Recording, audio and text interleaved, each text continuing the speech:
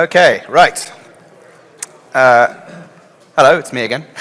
In case you weren't here earlier, my name's Joe Ewens. I'm the Managing Editor of Gambling Compliance, and I have yet another excellent panel, this time to talk about how affiliates can put themselves on the front foot with Nordic regulators, which is sure to be quite an important issue. To introduce them, starting from my left, we have Louise Vendel, Head of Legal at Catena Media. Then Maria MacDonald, a partner at the law firm Nordic Gaming. Tom Galanis, Director of Tag Media and the gentleman who's leading the charge for the International Gaming Affiliate Association. Next to him, Scott Collins, the Communications and Corporate Responsibility for Raketech. And at the end, Peter Weinrich, Country Manager for Leo Vegas. If I could kick things off with someone who's had a fair amount of direct interaction with regulators, both in Sweden and Denmark and probably elsewhere.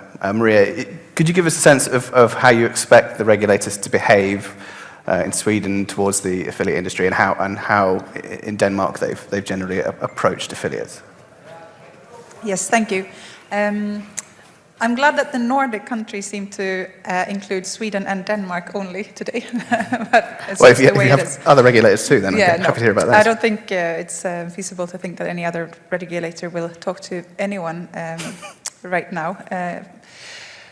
But if we start talking a little bit about Denmark, because it's obviously a market that has been re-regulated already, and we know a little bit about what affiliates, operators, and others in the industry can expect. And what we have from the word go, I would say, when the market re-regulated, been a little bit spoiled by a regulator that seems willing and eager to communicate with the industry. I'm sure that they have reached out not only to operators, but also to affiliates, or in fact, I know they have. And it's been more or less easy, if not directly by operators or affiliates, at least via their legal advisors, to talk to the regulator, get advice. Guidance have been issued on their websites, not always guidance that we like, but nonetheless, there's something to use as a starting point. What we see in Sweden at the moment is unfortunately quite the opposite. So where the whole industry, including affiliates, would like to talk to the regulator, get more information, even about when more information can be made available, it's complete silence. We cannot even call them to ask, who should we talk to if we have questions about? There's no answer. And there's no answer about exactly when more information will be available. And they will not hold any individual meetings with operators. And I'm afraid to say, I think that very much also includes affiliates, because I think it was Gustav Hofstedt who said this morning that the word affiliate isn't mentioned even once in the 500-page document. That is the law and its motives. It means that the regulator hasn't even considered that affiliates exist. Right, Peter, I'm assuming you've also had a reasonable amount of experience dealing with regulators around the Nordic countries. How has that experience been for you? And if you had any advice for affiliates who are trying to kind of get in regulated good books, what would that be? Yeah. So just to comment on what Maria said, I think we actually are a little bit spoiled in Denmark because we do have the DGA who's always been really willing to talk, not just to the operators, but I think to affiliates as well. Maybe what will happen in Sweden is that, I don't know the situation right now, but maybe they haven't staffed up yet, because that's what we saw in Denmark, that 6 months, or what are we now, 8 months ahead of the market actually regulating, they were lacking a lot of staff in Denmark, so it actually took a while to get up to speed. They weren't able to find a lot of people who had industry experience and get to the DGA back then, so we can hope, everyone in the industry can hope that they actually manage to do the same in Sweden, but it will take a while, and the guys in this room are the experts in this industry, and maybe you feel that the conversation in the beginning will be a little bit difficult, but in Denmark at least, it maybe took 6 to 12 months, and then definitely they were much more up to speed than what I hear you saying now. I think one of the questions many of the affiliates will be asking, at least that's what I was asked when the market in Denmark was about to regulate in 2011, was are the operators going to see this as an opportunity, or whatever we should call it, to squeeze out affiliates from the, let's call it the supply chain, or as a marketing channel? There was a lot of talk about that, and I think, and I can reassure that, and you can disagree, but that did not happen in Denmark. I mean, I can't remember a single operator that said, all right, now we have to pay 20% GPT in Denmark, which means we are going to quit the affiliates as a marketing source. That simply didn't happen. I can only speak for Leo Vegas right now, and it's not going to happen for Leo Vegas in Sweden either. And I doubt there will be many operators who are going to do this. Yeah, from an affiliate perspective, I don't really see the point in the regulator mentioning the affiliate in the legislation, actually. I mean, Catena is active on a global market, and we are constantly adapting to the rules and regulations in different markets. And we see regulation as something positive. Then we know it's either black or white. And as my colleague Marcus said in the previous panel, that when we are looking at acquisitions, we are looking in regulated market or soon to be regulated markets. So regulation is positive for us. Yeah, and just following on what Louise said, the same at RateTech, more regulation is better for the industry. As long as we have clear guidelines, we know exactly what we need to do. And as the market progresses, there will be more information from the regulators and between the industry. So that's what we... Yeah, and just to add to that I mean, even though we're not regulated by the gambling laws, we're regulated by other legislation, marketing rules or GDPR, for example, which will be huge, as you all know. I'd like to take issue with your point, Louise, about regulation creating a black and white yes or no, this is what we can and can't do. I think the UK market is a demonstration of where gambling law, obviously through licensed operators, sits alongside, as you point out, data protection law, advertising law, direct marketing law, and there's a chemical imbalance that exists in the UK as to how affiliates fit into that particular conundrum. And you might argue it's because of the reticence of the Gambling Commission in the UK to get involved to even address the issue of affiliates rather than leave it up to licensed operators to do so. I disagree. I mean, at Catena we have a fantastic relationship with all our operators. And in some ways we also mirror the requirements from the regulator on our websites. Regarding responsible gambling, for example, we have a working relationship with GamCare, and we actually educate our staff. So as long as, I mean, we're a service provider to the operator, and as long as we are a responsible partner to the operator, I think that's what it comes down to, actually.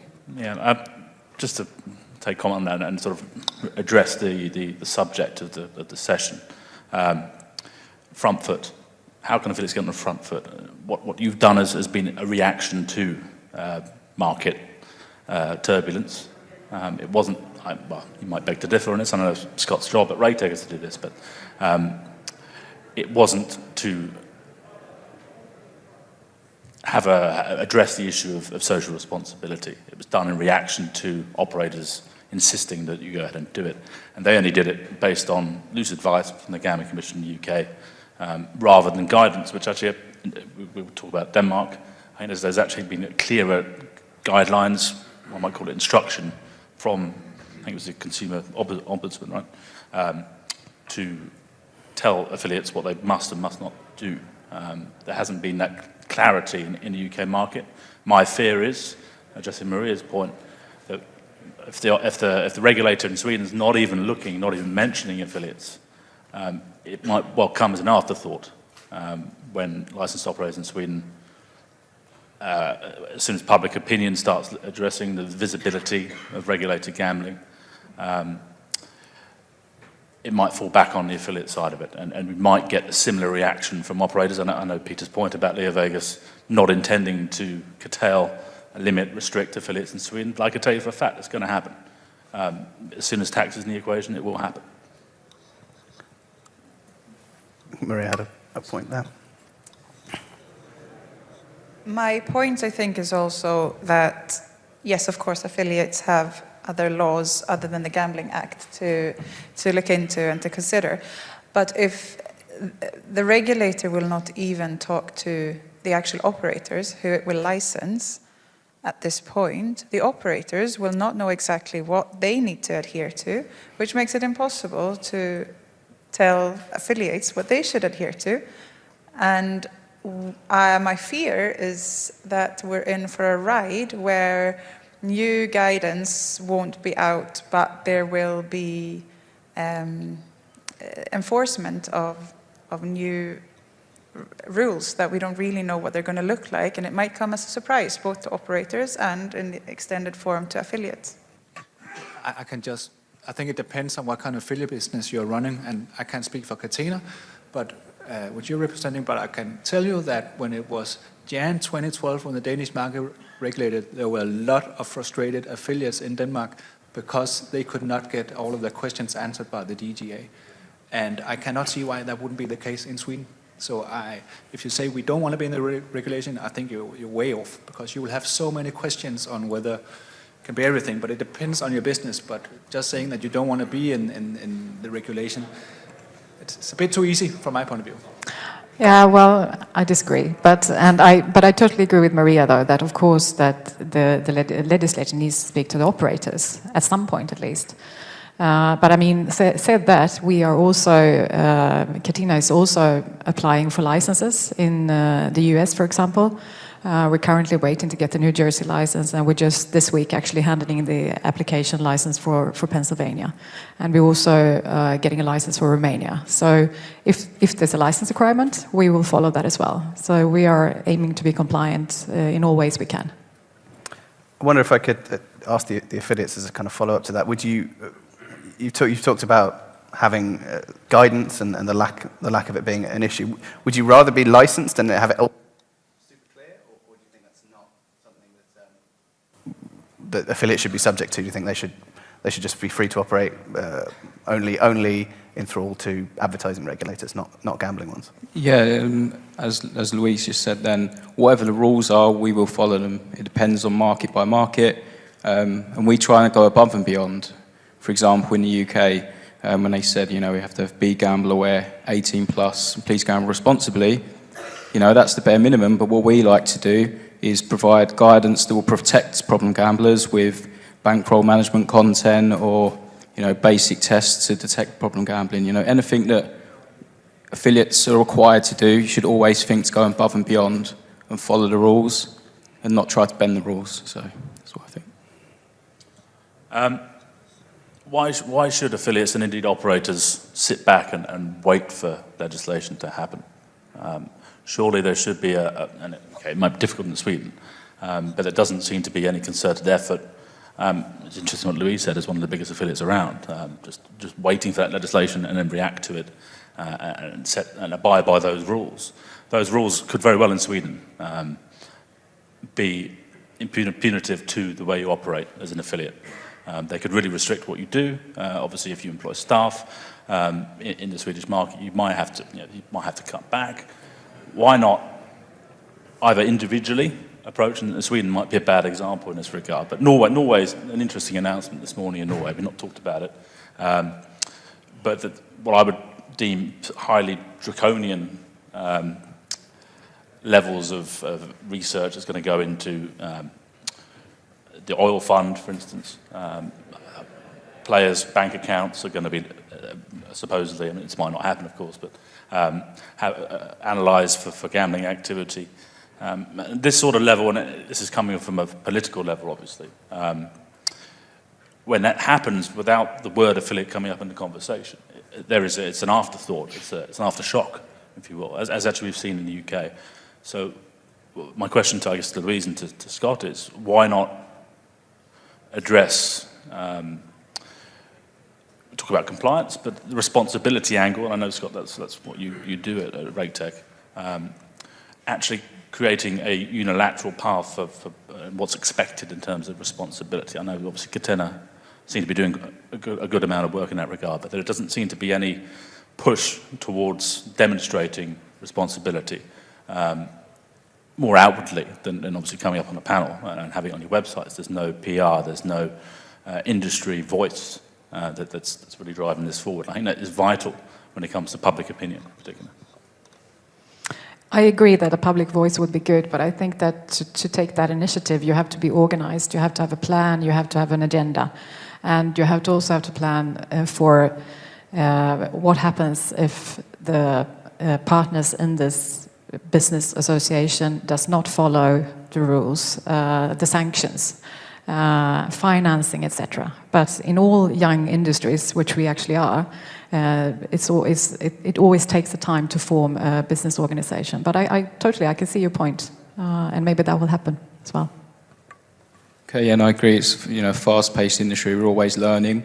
We just have to do our best as an industry to try and work out exactly what we need to do and be on the front foot that way. So we can look at examples. In Sweden, we don't know what's going to happen, but we know what's happened in the UK and what's happened in Denmark.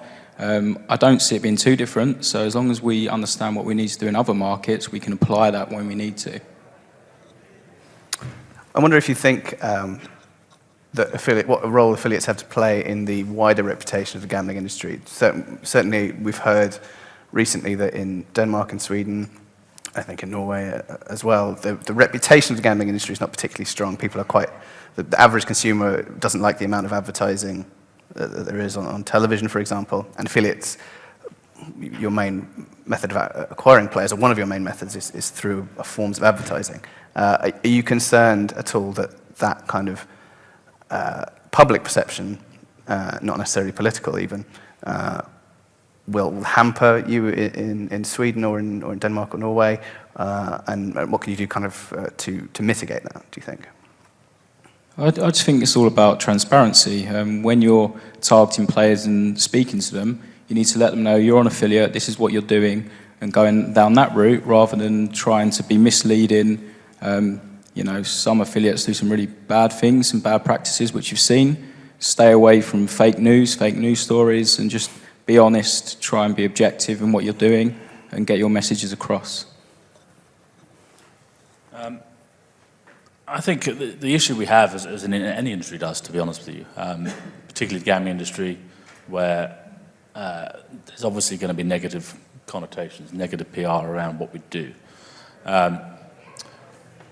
It only takes one bad egg to absolutely fuck things up for everybody else. So I can tell you for a fact, because I know this, the Minister for Department Culture, Media and Sport in the UK, he has no idea who Catena is. He has no idea who Regtech are. He doesn't know, he might know who Oddschecker is, but probably not. What he does know, I'm not going to call him an affiliate, but he knows the publisher that wrote that story about the guy's wife who had cancer and he paid for his treatment. That story. He knows that story. That's what he thinks of affiliates.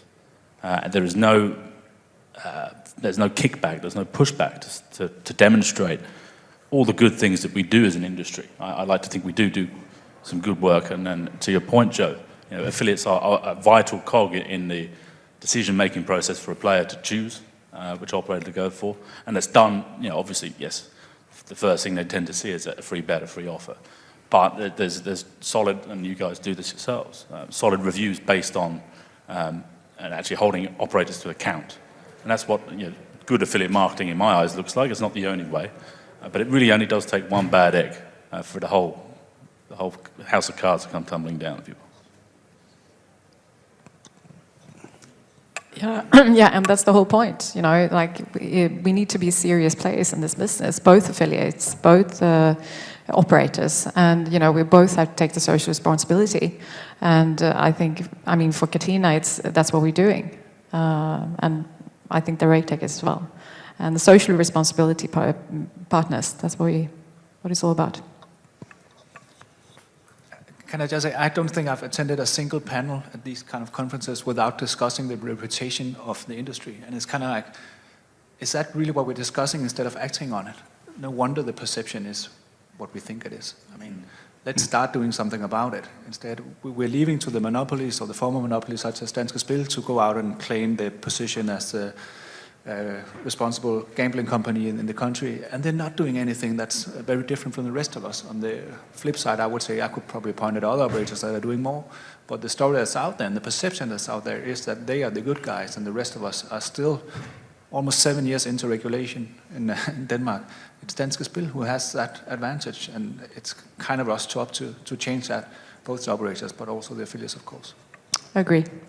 Can I just add to that as well? I attended another conference last month and listened to a very interesting presentation from a chap called Professor Joe Wolf, and he is, I think, the head of government studies at the Blavatnik School of Government at University of Oxford. Smart guy. He made a really interesting point when he kicked off his discussion. It was about public opinion. And the UK, and I think probably in Sweden, in most markets actually, it is one of the oldest hobbies around, is gambling. Everybody believes there is that as an individual you have a right to gamble. Now, interestingly, aside from the UK, but there's an example I'm going to use in the UK in a second, but certainly in Sweden, certainly in Denmark historically, and certainly in Norway right now, most people believe it's fair for governments to profit from gambling activity. So you have monopolies that one hopes the money that goes into those, the tax that comes back, goes to do good. And actually, obviously, first and foremost, look after players, but do bigger things in the wider world. So in the UK, we have the National Lottery. The perception of the National Lottery is not gambling. I can tell you for a fact, it's the hardest, most ruinous form of gambling there is. It's brutal. That chasing that dream it's not right when the core messaging behind it for me is all about building rowing lakes for Eton, for the Olympics, etc. Which is it's admirable stuff. It's great. But Professor Wolf, his final point was the public don't necessarily believe that commercial operators have the right to profit from their activity. We fall in, we talk about regulation being a good thing. Yes, but the assumption on the back of that is, okay, now we're fine. We can go ahead and do what we want. As long as we meet the laws and the various activities we do, happy days. But the truth of the matter is the public, certainly in the UK, and I can pretty much guarantee it will be the same in other markets, particularly those that have more long-standing monopolies, that there will be a media kickback. People don't like people making money, particularly if it's not going to good causes on the back end of it. And that PR battle, it goes beyond the affiliates, it goes to the operators in particular. And nobody is fighting it at the minute, to Peter's point. We talk about it, we know it's an issue. It's not even called an elephant in the room, it's a live conversation. But there is no concerted, and it has to be collective, action to counter this. Whenever there's a bad press story, in the UK we have the Campaign for Fairer Gambling. There are interests behind that are very commercial. It's not necessarily protecting players. It's their interest there, and we've got to protect our own interests collectively rather than compete when there's sort of grey lines around the law, like in the UK. Operators and affiliates alike compete to take advantage of that, and that only leads to bad publicity, bad press, and eventually, left to fetter and run its course, we may well be in big trouble. So that is my warning as someone in the UK market watching that, to Sweden and to Norway and to Denmark as countries that have more long-standing monopolies. That reaction from the public, whilst it may seem, you can have, there's a lot of below-the-line advertising and obviously a lot of reliance on affiliates in Sweden, in Norway, that could well be curtailed unless we address, to Peter's point, really start doing something about social responsibility aspect of this. Would you, you talked there about stepping back a little bit from sort of the fierce competitiveness. Would you back something like an industry approved set of standards for how affiliates should behave, the sort of thing you could take to a regulator or a politician and say, yes, this is what we're doing? Right. Absolutely. What about the other two affiliates on the panel? I think to be able to do that, as I said before, there has to be some big players in that organization, and you have to represent at least 60% of the industry. And I don't really see that happening at the moment. Yeah, I agree with Louise. Fair enough. I wonder if we could talk a bit about Denmark, Peter. as the only fully licensed or more or less fully licensed market in the Nordic regions to date, how's the approach been to affiliates thus far, and do you see that changing in the near term? We know that there's concern around bonuses and things like that. Yeah, I would say up until last year, I did not see any big changes. Obviously, it's for some of the affiliates that had maybe big partners that didn't get a license in the Danish market, or that left the Danish market because they weren't able to build a business here after the market got regulated. They might have lost some business. But as I mentioned earlier, the supply chain has pretty much stayed the same, and I have seen, if any, then at least very few operators squeeze out the affiliates. But what I think happened, started in 2017, maybe a little bit earlier, but it was very obvious last year, was that the DGA started looking at the UK. Some big fines were handed out there to operators, and it's definitely, they knock on the doors of the operators a bit more often than they used to do in terms of affiliates or whoever is breaching regulation. Right now, it's a responsibility of the operators because we hold the license. And we do see affiliates that are breaching the regulation. Unfortunately, that's both new partners, but also trusted partners that they could both be local, but they could also be international and struggle to understand the Danish regulation for whatever reason. I'm not saying it's intentional, but the challenge is that it falls back on the operator every single time. And that's my concern, Louise, when I say I think it's a little bit too easy just saying we don't really need to be part of the regulation. So that's really where the big change has been recently, is that they're really hammering our door to ensure that the affiliate marketing that's being done is not just compliant, but super compliant, and it's just getting much closer to what's going on in the UK than what we've seen in the past. I'm not saying it's not a challenge. It is a challenge. It has been a challenge for us as well, especially in the UK market. But we're up for it. And what would be helpful from an affiliate perspective is if operators interpreted the law the same. Especially in the UK, there's so many different ways that our partners want us to do things. We obviously have our own view on it. So, yeah, maybe there needs to be a clearer consensus between everyone to do that. My understanding, or I think someone mentioned it earlier today in a panel, and I think it's just worth underlining again that in Denmark it took the regulator, or the DGA, maybe 5 years before they started properly enforcing this. That's not going to be the case in Sweden. I'm not familiar with the Danish principles the same that I am with Swedish, but there's a long-standing tradition in Sweden to look into advertising and moderate advertising in terms of alcohol and other related products. Do not wait 5 years to be compliant. And this is obviously, as always, a risk for certain affiliates, but also an opportunity for affiliates who are compliant. Picking up on Scott's point a little bit, I hear it quite often from operators in the UK who complain about the lack of clear guidance from the Gambling Commission. They would like to be told exactly what to do, but instead they get told the sort of principle of what they should be doing, and are left to figure out for themselves. Is that the case with Nordic regulators? Do they approach things the same way, or do you expect, even if it's not immediately, maybe a couple of years down the line, that you'll get clear guidance on what affiliate marketing should and shouldn't be? You'll never get clear guidance. That's what I thought. Luckily, because then I would be out of a job. But my guess is that there will be quite a lot of guidance on marketing. Again, I don't always like the comparison with alcohol, but the moderation in marketing concept that will be in place for gambling in Sweden is very much reflected also in alcohol legislation and marketing. And I don't know, you can find so incredibly much information online with the consumer protection authorities or with the regulator for alcohol that you almost drown in it. So it's almost problematic from that angle, that you have too much information and you sometimes have conflicting information.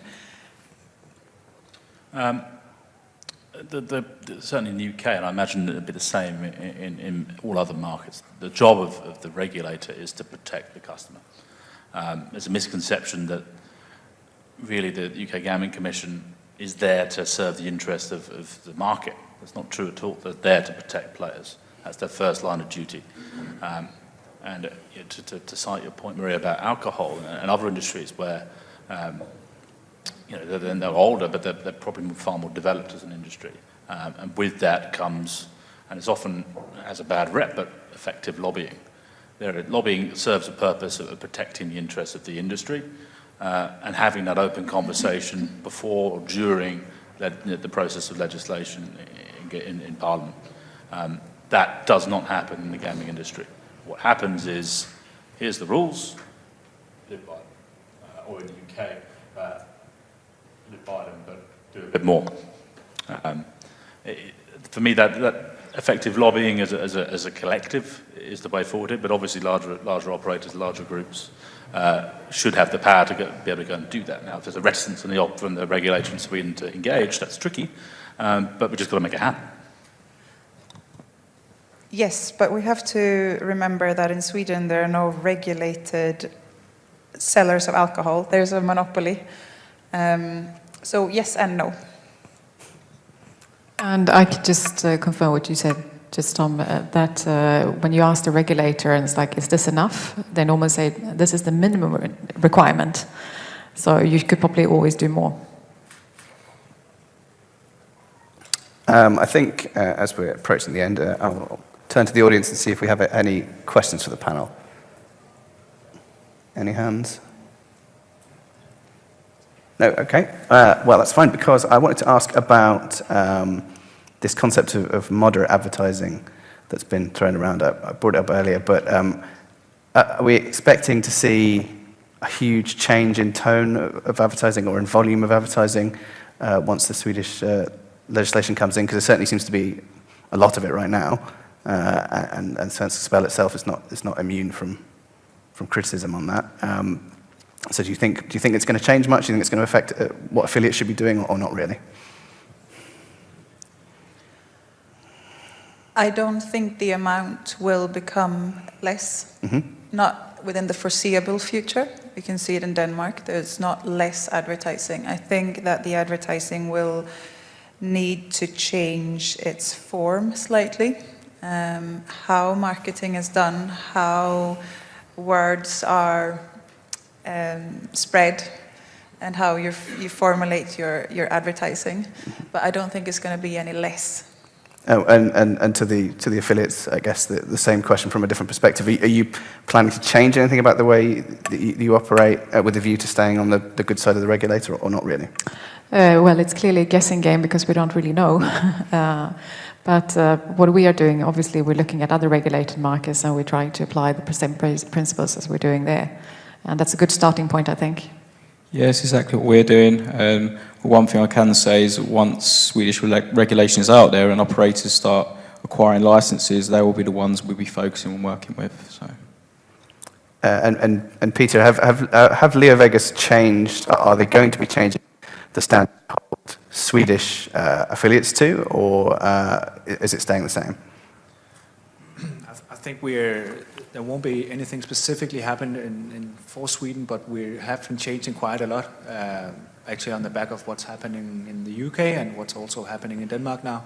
So we are, where we're becoming stricter is that we are working with few affiliates, a selected number of affiliates that can be compliant. So what Maria said about being compliant, I can just support that. Be compliant, because the operators cannot afford breaching the regulation, because the responsibility sits with the operators as it is right now. But what about a situation where it's not clear what an affiliate should do to be compliant, which seems to be where we're heading? You need to have a good relationship with the operators, if not the authorities, which ideally both. Yeah, I think the key takeaway from this discussion is just that, operators want to be in business with socially responsible partners, and we are a service provider to the operator, and both have to take the social responsibility. And to follow up what you said, Scott, we are also very selective on what operators we want to work with. And we're doing KYC on our operators, same as the operators are doing KYC on affiliates. And so that's how we see it. One last call for questions. See if there's anyone who's thought of anything. No? So I guess my last question to you is to kind of sum up the panel, really. So if you had to pick one thing that you think affiliates should be doing to either avoid getting into trouble with regulators or to put themselves on the front foot, just sort of one most important thing, what would you pick? Have a good relationship with operators, with our customers. Have a thought behind what you do. So if you decide to go for a specific promotion, make sure you have thought it through. So if you get a question from your operator or the regulator, at least you know what you've been doing and why. You can contact Maria if you need some help with that. Thank you. Tom. There's two things I was going to say out the window.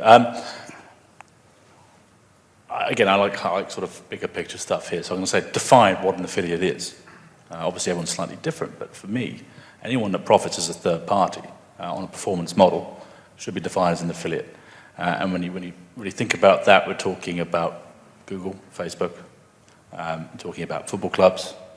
All of these deals are based on performance, one way or another. It may not be purely revenue share, but it's based on performance. So for me, my step would be categorizing an affiliate, defining what an affiliate is, or renaming us as third-party marketers. That way we are engaging in a far wider, far more powerful range of businesses. So that is an interesting takeaway for me and a suggestion that perhaps we should consider. Sure. Anything to add, Scott? No, the same as open communication channels. If you disagree with something, you've got to give your reasoning and have a discussion about it. Sometimes there's not one right or wrong answer. We need to make a compromise, and that's the best way to do it. Peter, anything you'd like to see your affiliate partners not do?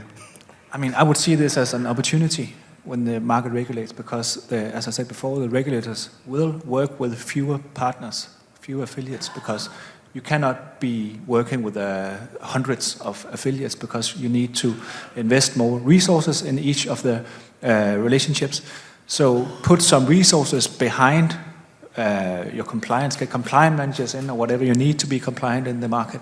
Work with the operators, and if possible, then work with the regulators as well. Then I think there is some, I mean, it's about being part of the winning circle for you guys as affiliates, just as it is for the operators. Great. Well, thank you very much. And yeah, brilliant. Thank you.